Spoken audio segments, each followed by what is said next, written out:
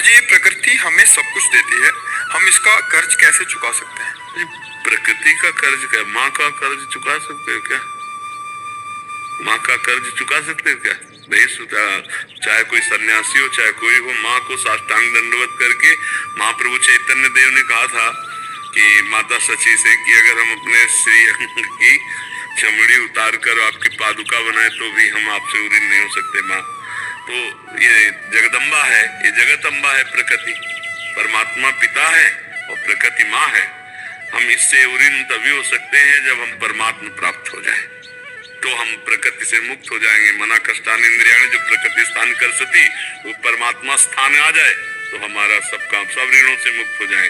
मातृण, पितृण, देव ऋण, ऋषि ऋण, सब ऋणों से मुक्त हो जाए यदि भगवत प्राप्ति हो जाए। और भगवत प्राप्ति नहीं हुई तो फिर पुनरपि जननम पुनरपि मरणम, इसी की गोद में बार बार जन्मना मरना, सुअर कुत्ता जो भी बनाए बनना पड़ेगा, जन्मना पड़ेगा।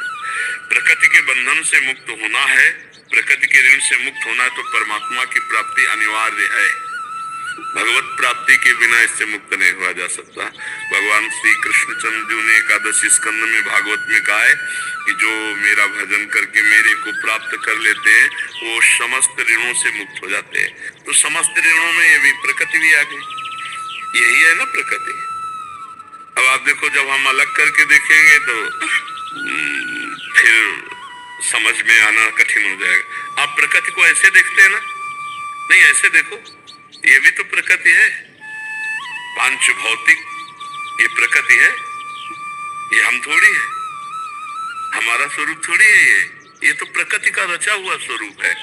जो हमारा स्वरूप है वो परमात्मा स्वरूप है, भगवद अंश है। तो उसको तो देखा नहीं। देखो, बड़े आश्चर्य की बात है, 30, 35, 40 के हो गए लेकिन एक मिनट भी अपने आप को नहीं देखा। देखा कभी? आपसे कहा जाए देखा, बोले हाँ देखे, ये देखे, ये आपका स्वरूप नहीं है, ये प्रकृति के द्वारा रचा हुआ है। ये भी तो प्रकृति का रचा हुआ है। अंतःकरण वो भी प्रकृति का है, स्वभाव वो भी प्रकृति का है। तीनों गुणों से 3 शरीर बने हुए हैं, स्थूल, सूक्ष्म और कारण। जो इन तीनों शरीरों का लाग त्याग करके परमात्मा में स्थित होता है वो जीवन मुक्त होता है ज्ञान मार्ग में। और जो तीनों शरीरों को भगवान के चरणों में समर्पित करके निरंतर भजन करते हुए, अश्रु प्रवाह करते हुए, रुदन करते हुए भगवान को पुकारता रहता है, वो भक्ति के द्वारा भगवान को प्राप्त कर लेता है। 2 ही मार्ग पुष्ट मार्ग है, एक ज्ञान और एक ये भक्ति। राधे राधे, राधे राधे। आज की प्रश्नोत्तरी सभा में गुरुजी से किसी ने पूछा कि प्रकृति के कर्ज हम कैसे चुका सकते हैं और प्रकृति का विनाश करना क्या उचित है। तब गुरुजी ने कहा कि क्या आप अपनी माँ का, अपने माता पिता का कर्ज उतार सकते हैं?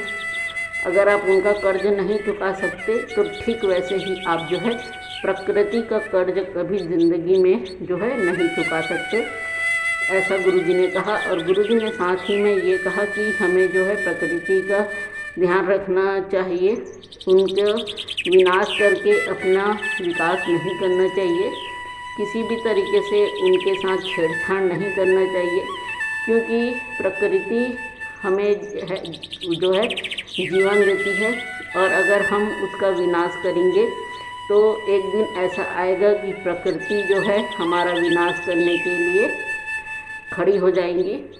तो ये सारी बातें गुरुजी ने कही है। और गुरुजी ने साथ ही में यह कहा कि जैसे आप अपने आप को अच्छे से रखते हैं, आप अपने बच्चों को बहुत अच्छे से रखते हैं, उनका देखभाल करते हैं, ठीक उसी प्रकार ही आप जो है प्रकृति का भी ख्याल रखिए, उनका देखभाल कीजिए, उन्हें अपने बच्चे की तरह ही प्यार कीजिए और बिल्कुल उनका आप जो है देखभाल कीजिए।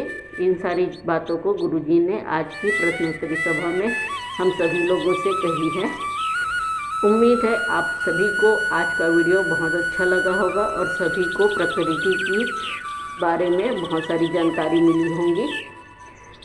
तो आज की प्रश्नोत्तरी सभा को हम यहीं पे विराम देंगे और आप सभी से कल एक फिर से नए वीडियो के साथ हम जरूर से मुलाकात करेंगे।